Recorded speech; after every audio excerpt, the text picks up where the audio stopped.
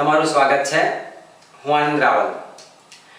મિત્રો, આજે આપણે ધોરણ 11 માં ચેપ્ટર નંબર 2 માં એક ટોપિક ભણવાના અને ટોપિકનું નામ છે સાર્થક અંકો। પણ સાર્થક અંકો સમજીએ એ પહેલા આપણે રાઉન્ડ ઓફ કરવા માટેના નિયમો જોઈ લઈએ। કોઈ પણ સંખ્યા છે તેના રાઉન્ડ ઓફ કઈ રીતે કરાય। બીજા મિત્રો, તમને વિનંતી છે કે તમે જો આ ક્લાસથી જ અહીંયા વિડિયો જોવાની શરૂઆત કરી હોય તો આગળના 4 વિડિયો પણ જોઈ લો, જેથી તમને 10 ની ઘાતની ગણતરી કઈ રીતે કરવી, ત્રિકોણમિતિનો થોડો તમને અભ્યાસ થઈ જશે। બરોબર છે? તો ચલો, રાઉન્ડ ઓફ કરવા માટેના આપણી પાસે 3 નિયમ છે। એ 3 નિયમમાંથી પહેલો નિયમ, તો નિયમ નંબર 1, નીકળવાનો અંક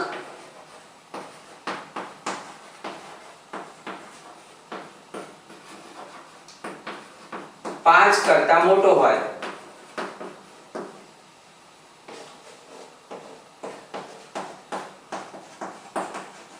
તો આગળના અંકમાં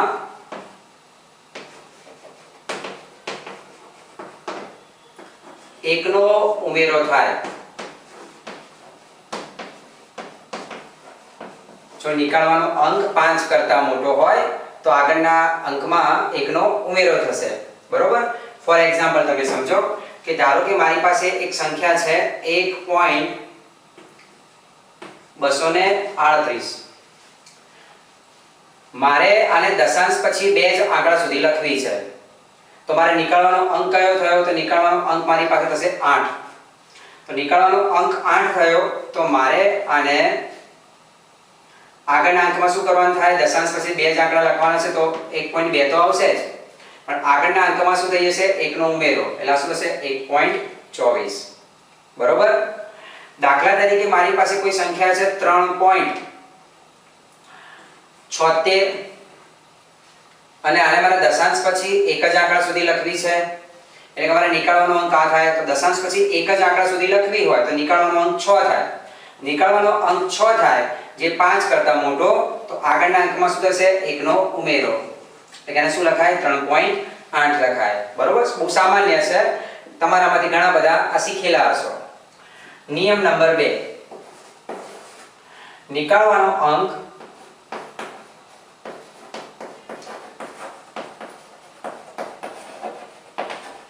પાંચ કરતા નાનો હોય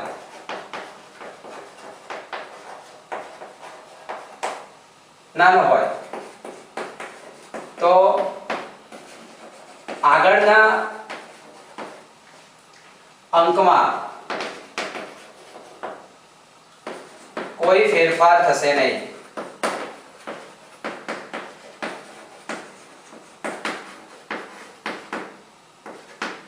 નીકળવાનો અંક 5 કરતા નાનો હોય તો આગળના અંકમાં કોઈ ફેરફાર થશે નહીં। હું આ જ એક્ઝામ્પલ લઉં છું કે આ મારે 1.238 લખ્યા છે। હું ધારો કે આને 1.234 લખું અને ફરીથી એ જ વાત, દશાંશ પછી 2 જ આંકડા સુધી લખવી છે, તો એનો મતલબ કયો અંક નીકળવાનો થાય? ત્રીજો અંક। તો ત્રીજો અંક નીકળવાનો થાય તો આને મારે લખવું હોય તો કઈ રીતે લખાશે?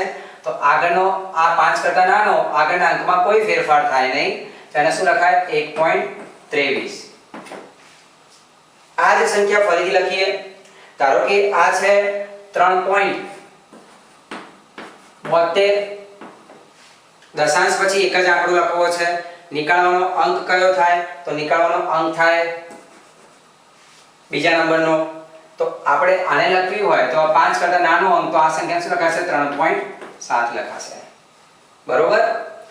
ત્રીજો નિયમ, નિયમ નંબર 3, નીકળવાનો અંક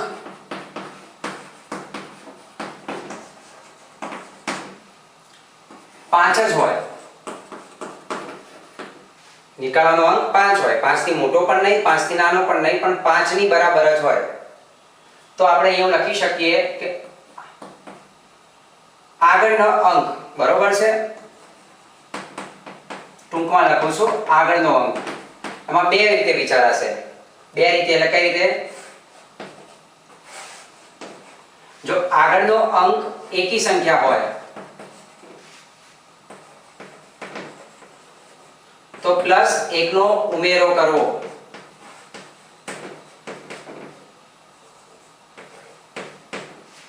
બરોબર. અને જો બેકી સંખ્યા હોય, આગળનો અંક બેકી સંખ્યા હોય તો કોઈ ફેરફાર થશે નહીં. જો હવે બરોબર, ધારો કે હું અહીંયા લખું છું 6.75 અને દશાંશ પછી એક જ આંકડા સુધી લખવું છે. મતલબ મારે નીકળવાનો અંક દશાંશ પછી એક જ આંકડો લખવો, નીકળવાનો અંક કયો થાય? 5 થાય. 5 છે. આગળ કઈ સંખ્યા છે? એકી સંખ્યા. આગળ એકી સંખ્યા તો શું કરવાનું? +1 નો ઉમેરો કરી દેવાનો. તમારી પાસે આ સંખ્યા શું થઈ જશે? 6.8 થઈ જશે. પણ આ જ સંખ્યા જો હું અહીંયા આ રીતે લખું કે મારી પાસે આ સંખ્યા આ રીતે છે 6.45. 6.45 ફરીથી દશાંશ પછી એક જ આંકડો લખવો છે, નીકળવાનો અંક 5 થાય. તો આગળની સંખ્યા શું છે? બેકી, કોઈ ફેરફાર નહીં થાય. એ સંખ્યા શું લખાશે? 6.4. ફરક જોઈ લો, નીકળવાનો અંક 5, આગળ એકી સંખ્યા તો એને રાઉન્ડ ઓફ કરીએ તો 6.8 લખાય. નીકળવાનો અંક 5, આગળ બેકી સંખ્યા તો તમે જોવો છો કે એને રાઉન્ડ ઓફ કરીએ તો કોઈ ફેરફાર થશે નહીં. એટલે ફિઝિક્સમાં આવી જરૂર પડશે. જો ફોર એક્ઝામ્પલ જુઓ, હું બીજા 2-3 એક્ઝામ્પલ લખું કે ધારો કે આપણી પાસે છે 1.356 આવી કોઈ સંખ્યા છે અને તમને એવું કે દશાંશ પછી 2 જ આંકડા સુધી લખો. દશાંશ પછી 2 જ આંકડા સુધી લખો. એનો મતલબ તમારે કયો અંક નીકળવાનો થયો? ત્રીજા નંબરના અંકથી નીકળવાની વાત આવે. તો બધી સંખ્યા નીકળી જાય. પણ આ 5 છે, આગળ એકી સંખ્યા છે તો આને રાઉન્ડ ઓફ કરીએ તો આ સંખ્યાને આપણે 2 આંકડા સુધી લખીએ તો 1 પોઈન્ટ શું થઈ જશે? 34. બરોબર. અને જો બેકી સંખ્યા હોત, જેમ કે હું આ રીતે લખોત કે 1.325678 અને ફરીથી એ જ વાત, દશાંશ પછી 2 જ આંકડા લખવા છે તો ત્રીજા આંકડાથી શરૂઆત કરીએ રાઉન્ડ ઓફ કરવાની. આગળનો અંક બેકી, કોઈ ફેરફાર ના થાય અને શું લખાય? 1.32 લખાય. તો મિત્રો આ સામાન્ય રાઉન્ડ ઓફ ના ફિઝિક્સમાં તમારે ઘણી જગ્યાએ જરૂર પડશે. આ કોઈ પરીક્ષામાં ના પૂછાય, પણ આપણને ફિઝિક્સમાં કોઈ સંખ્યા કેટલી નાની લખવી છે તો ત્યાં રાઉન્ડ ઓફ ના નિયમ તમારે એપ્લાય કરવા પડે. તો આ નિયમ થોડા ધ્યાનમાં રાખીને તમે સંખ્યાને નાની કરી શકો છો. બરોબર. આનો સ્ક્રીનશોટ પાડી લો.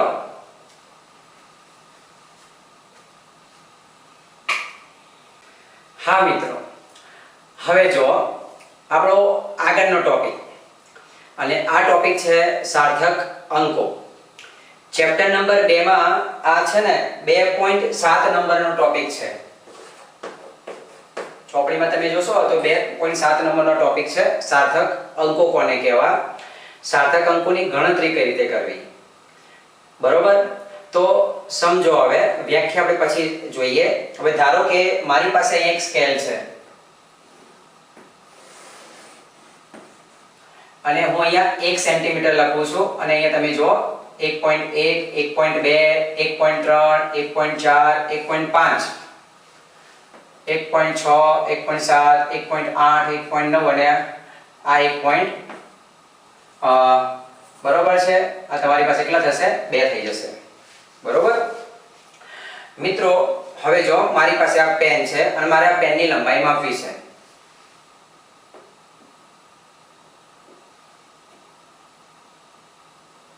બરોબર. તમને થોડી સરળતા રહે એટલા માટે આપણે એને આ રીતે દર્શાવીએ. જુઓ, હવે તમે સમજો કે મારે આટલી પેનની લંબાઈ માપવી છે તો આ 1, 1.1, 1.2, 1.3, આ એક પોઈન્ટ કેટલા છે? તો આ છે 1.4 અને આ શું છે? 1.5. ક્લિયર. હવે પેનનો બીજો છેડો જો ક્યાં આવે છે? અહીંયા આવે છે. બરોબર. તો ઘણા સ્ટુડન્ટ એ આપણી પાસે કાપો છે નહીં તો 1.4 અને 1.5 ની વચ્ચે કેટલી પોસિબિલિટી આવે? જો 1.4, 1.40, 1.41, 1.42, 1.43, 1.44, 1.45, 1.46, 1.47, 1.48, 1.49. તો મિત્રો જો હવે આ વચ્ચેનો આંકડો તમારી પાસે છે નહીં, તમારી પાસે 1.4 અને 1.5 છે. હવે પ્રશ્ન શું છે, આની લંબાઈ 1.4 તો છે જ, પણ 1.4 કરતા કેટલી છે? 1.41, 1.42, 1.44, 1.48, 1.46. તો અહીંયા પ્રશ્ન આવ્યો. તો જો તમારામાંથી કોઈ સ્ટુડન્ટ 1.41 કહેશે, કોઈ છે 1.44 કહેશે, કોઈ 1.46, 1.45, 1.43 કહેશે. બરોબર છે. તે 1.48, 1.49 આ રીતે અલગ અલગ છેલ્લા અંક સાથે તમે અનિશ્ચિત હશો. તો તમે બધા રીડિંગ લેશો તો તમે બધા આટલા રીડિંગ સાથે તો જો નિશ્ચિત જ છો, એટલે 1.4 તો આવે છે. બરોબર, 1.4 તો આવે છે. આપનું રીડિંગ લંબાઈ 1.4 તો આવશે જ. ટૂંકમાં આટલો ભાગ તો નિશ્ચિત થયો, પણ 1.4 નથી, 1.4 કરતા વધારે છે. તો તમે જ્યાં સુધી 1.4 પછીનો આંકડો નહીં લખો ને ત્યાં સુધી આ રીડિંગ બરોબર છે અર્થપૂર્ણ ના કહેવાય. તો તમારામાંથી કોઈ 1 લખશે, કોઈ 2 લખશે, કોઈ 3 લખશે, કોઈ 4 લખશે, એટલે તમે કેવા અનિશ્ચિત થયા. બરોબર, તો આ નિશ્ચિત અંક તો આવે છે, પણ આ અનિશ્ચિત અંકની સાથે આમાંથી કોઈ એક તમે અનિશ્ચિત અંક લખવાના, તમે એક ધારણા કરવાના, અને આ રીતે જે અર્થપૂર્ણ સંખ્યા લખાય ને એ સંખ્યાને કહેવાય સાર્થક સંખ્યા, અને એમાં રહેલા અંકોને શું કહેવાશે? સાર્થક અંકો. એટલે કહેવાનો મતલબ શું છે? જો વ્યાખ્યા થાય, ભૌતિક રાશિનું માપન દર્શાવતી સંખ્યામાં ચોકસાઈપૂર્વકના અંકો ઉપરાંત, એટલે અહીંયા 1.4 છે ને ચોકસાઈપૂર્વકનો અંક કહેવાય. બરોબર, ચોકસાઈપૂર્વકના અંકો ઉપરાંત છેલ્લા અચોક્કસ પરંતુ અર્થપૂર્ણ એવા અંક સાથે લખાતી સંખ્યાને કહેવાય સાર્થક સંખ્યા. એટલે તમે જ્યાં સુધી આ અચોક્કસ અંક નહીં લખો ત્યાં સુધી આ અર્થપૂર્ણ સંખ્યા ના બને. તમારે એ માટે ધારણા કરવી પડે. બરોબર છે. તો એવા અચોક્કસ અંક સાથે લખાતી સંખ્યા એટલે સાર્થક સંખ્યા, અને એમાં રહેલા અંકો તમે જોવો છો કે જેમ કે આમાં અંક કેટલા થયા? 1, 2, 3. તો આ જે અંકો રહ્યા 1, 2, 3, આ જે અંકો રહ્યા એવા અંકોને શું કહેવાશે? સાર્થક અંકો. તો આ સાર્થક સંખ્યાની વાત થઈ. હવે સાર્થક અંકોની વાત કરીએ. તો કોઈ સંખ્યાની અંદર કેટલા સાર્થક અંકો રહેલા છે એના આપણે અમુક નિયમો યાદ રાખવા પડશે. નિયમ નંબર 1. તો આપણે પહેલા નિયમમાં જઈએ. કોને સાર્થક અંકો ગણવા? બધા જ શૂન્યેતર અંક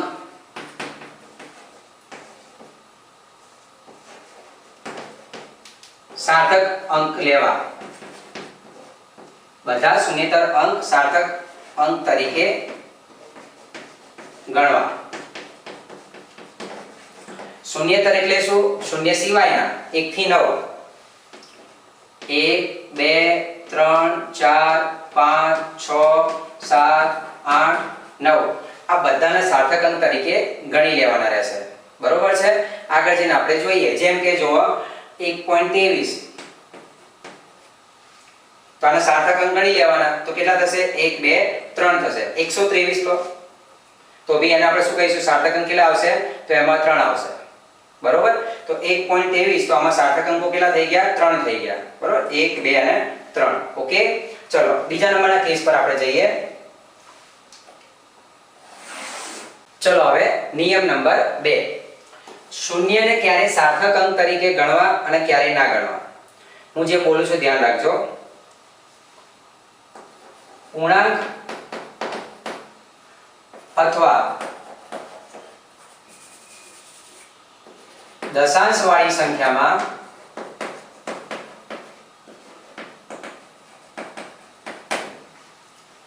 બે શૂન્યેતર અંકો વચ્ચેના શૂન્યોને સાર્થક અંક તરીકે ગણવા. ફરીથી બોલું. પૂર્ણાંક સંખ્યા હોય કે દશાંશ વાળી સંખ્યા હોય, બે શૂન્યેતર અંક વચ્ચેના શૂન્યને સાર્થક અંક તરીકે ગણી લેવા. જો કઈ રીતે? ધારો કે મારી પાસે એક સંખ્યા છે 12005. તો આ 2 અને 5 બરોબર, આ બે શૂન્યેતર અંક થયા, એની વચ્ચેના શૂન્ય આયા. તો આમાં સાર્થક અંક કેટલા થશે? તો 5. 1, 2, 3, 4, 5. ધારો કે બીજી એક એક્ઝામ્પલ સમજો કે 3405, તો આમાં બી તમે જો બે શૂન્યેતર વચ્ચેના શૂન્યો આયા તો એને સાર્થક અંક તરીકે ગણી લેવાના. તો અહીંયા એ કેટલા થશે? તો 4 થશે. આ તો પૂર્ણાંક સંખ્યા થઈ. દશાંશ વાળી સંખ્યા લઉં કે 3.35 અથવા 34 લઈએ ચલો. તો આમાં બી તમારે શું કરવાનું? સાર્થક અંક 1 2 3 અને કેટલા થશે? 4 થશે. ધારો કે તમારી પાસે છે 1.0007, તો આ બી બે શૂન્યેતર અંકો વચ્ચે થાય. તો બે શૂન્યેતર અંકો વચ્ચેના 0 છે તેને તમારે ગણી લેવાના. એટલે અહીંયા કેટલા થશે? તો 5 થશે. બરોબર? તો આ પોઈન્ટ તમે ખાસ ધ્યાન રાખશો. હવે ક્યારે શૂન્ય ગણવાના છે, ક્યારે શૂન્ય નથી ગણવાના એના જ નિયમ છે. હવે ધ્યાન રાખજો. દશાંશ વાળી સંખ્યામાં અંતિમ શૂન્યોને હું ટૂંકમાં લખું છું ગણવા. દશાંશ વાળી સંખ્યામાં અંતિમ શૂન્યને ગણવા એટલે જો આ રીતે. આ ધારો કે આ જ હું વાત કરું કે 1.700 લખો અથવા 1.7000, બરોબર? તો આ જો આ દશાંશ વાળી સંખ્યા છે તો છેલ્લા શૂન્ય ગણી લેવાના. એટલે આ કેટલા થશે? 5. ધારો કે છે 3.60, તો બી 1 2 3, તો આ કેટલા થશે? તમારી પાસે 3. ધારો કે તમારી પાસે છે 2.400, તો અહીંયા કેટલા થશે? 4. 1 2 3 4. ટૂંકમાં દશાંશ વાળી સંખ્યા હોય તો છેલ્લા શૂન્યો ગણી લેવાના. શૂન્યો વચ્ચે હોય ને એ દશાંશ વાળી હોય પૂર્ણાંક હોય એ ગણવાના જ છે. પણ ક્યારે નથી ગણવાના અને ક્યારે ગણવાના? તો દશાંશ વાળી સંખ્યામાં છેલ્લા શૂન્યો ગણી લેવાના. પણ પૂર્ણાંક સંખ્યા હોય,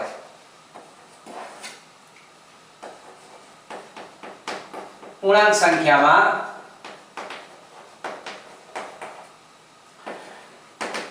અંતિમ શૂન્યો ગણવા નહીં.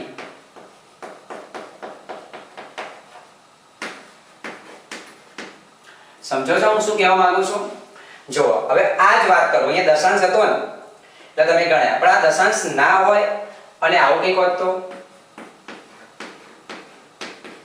આ જુઓ, આ બંને વચ્ચેનો તફાવત જો એટલે ખબર પડી જશે. તો આ કેસની અંદર આ શૂન્યો ગણવાના નથી. તો અહીંયા સાર્થક અંક કેટલા થશે? 2 જ થશે. અહીંયા જુઓ તો દશાંશ નથી તો છેલ્લા શૂન્યો ગણવાના નથી. દશાંશ છે તો છેલ્લા શૂન્યો ગણવાના છે. અહીંયા તો કોઈ ડિફરન્સ છે જ નહીં, પણ એ ધ્યાન રાખો. દશાંશ છે તો છેલ્લા શૂન્યો ગણવા, દશાંશ નથી તો છેલ્લા શૂન્યો ગણવાના નથી. તો અહીંયા સાર્થક અંક કેટલા આવશે? 2 જ આવશે. બરોબર? તો આ 4 નિયમ થયા. મિત્રો હવે આ નિયમ થોડો ધ્યાન રાખશો. 5મો આ થોડો સમજવા જેવો નિયમ છે. સંખ્યા એક કરતા ખૂબ જ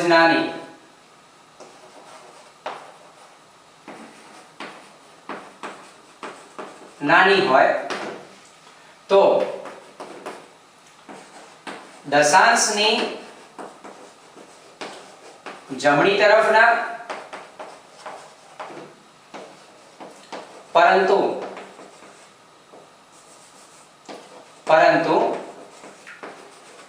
પ્રથમ શૂન્યેતરની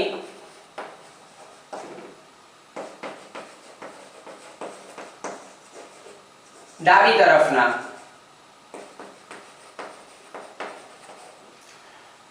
શૂન્યોને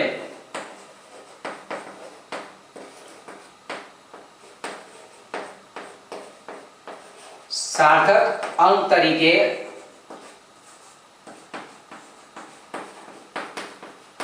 લેવા નહીં, મતલબ ગણવા નહીં. આ થોડો અઘરો પડી જતો નિયમ છે, તો આ ધ્યાન રાખો કે આપણી પાસે ધારો કે જો એક સંખ્યા છે 0.00125, તો એક કરતા ખૂબ નાની કિંમત દશાંશની જમણી તરફના અને પ્રથમ શૂન્યેતર અંકની ડાબી તરફના આ શૂન્યોને સાર્થક અંક તરીકે ગણવાના નથી. એટલે તમારી પાસે આ શૂન્યો ગણતરીમાં ના આવે તો આ સાર્થક અંક કેટલા થઈ જશે? 3. અને કોઈને જો પેલી 10 ની ઘાતનું યાદ હોય ને તો જો હું આ દશાંશને અહીંયા લાવી દઉં, કારણ કે આ 1 કરતાં ખૂબ નાની કિંમત છે, તો આ દશાંશને હું અહીંયા લાવી દઉં તો આ શું બનશે 1.25 ગુણ્યા 10 ની -3 થાય. આ સિમ્પલ રીત આપું 1.25 ગુણ્યા 10 ની -3 થાય. 10 ની ઘાતને તો ગણવાની છે જ નહીં, તો કેટલા આંકડા થઈ ગયા જો 1 2 અને 3, તો આ સાર્થક અંક કેટલા થશે 3 થશે. હજી એક નિયમ લઈ લઈએ આપણે જુઓ, એટલે નિયમ મતલબ એક્ઝામ્પલ કે 0.3705 ચલો આ લઈ લો, બરોબર.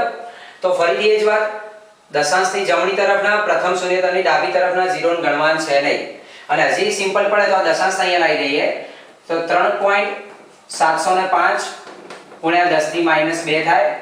જો કેટલા થઈ ગયા 1 2 3 અને 4, આને તો ગણશું ને તો અહીંયા સાર્થક અંક કેટલા થશે 4 થઈ જશે, બરોબર. તો આપણી પાસે આ 5 નિયમ છે. હજી છઠ્ઠો નિયમ છે અને આપણે થોડા એક્ઝામ્પલ જોઈએ છે. તમે આનો સ્ક્રીનશોટ નીકાળી લો. છઠ્ઠો નિયમ,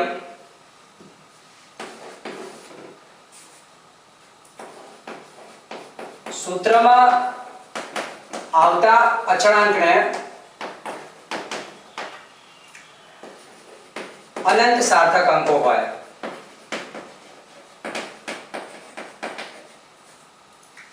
એટલે અનંત હોય એમને ના ગણાય. ફોર એક્ઝામ્પલ જો ગોળાનું ક્ષેત્રફળ A = 4πr², તો 4π છે ને એ તો દરેક ગોળાના ક્ષેત્રફળમાં આવવાનું, એટલે 4π અચળાંક કહેવાય, એને સાર્થક અંક તરીકે ના ગણાય, બરોબર છે. તો આ ધ્યાન રાખશો તમે.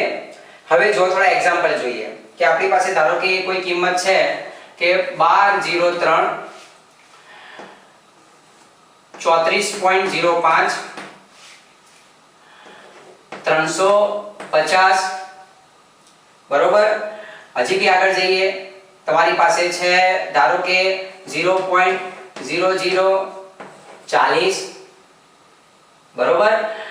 હજી બી આપણે જઈએ કે આપણી પાસે કોઈ વેલ્યુ છે 1800, આપણી પાસે કોઈ કિંમત છે 3.700, બરોબર. આપણી પાસે હજી કોઈ એક વેલ્યુ છે જો સમજો ધારો કે 0.000107, તો આ બધામાં સાર્થક અંકો કયા આવે? તો આ બધામાં સાર્થક અંક તમે નિયમ જોઈ લેજો, બરોબર. આમાં આપણી પાસે કેટલા આવશે તો વચ્ચેના શૂન્યો ગણવાના 4 આવશે. અહીંયા આપણી પાસે કેટલા આવશે 4 આવશે. અહીંયા આપણી પાસે કેટલા આવશે, અહીંયા આપણી પાસે જો અંતિમ શૂન્ય છે, દશાંશ નથી એટલે નથી ગણવાનો આને, એટલે અહીંયા કેટલા આવશે 2.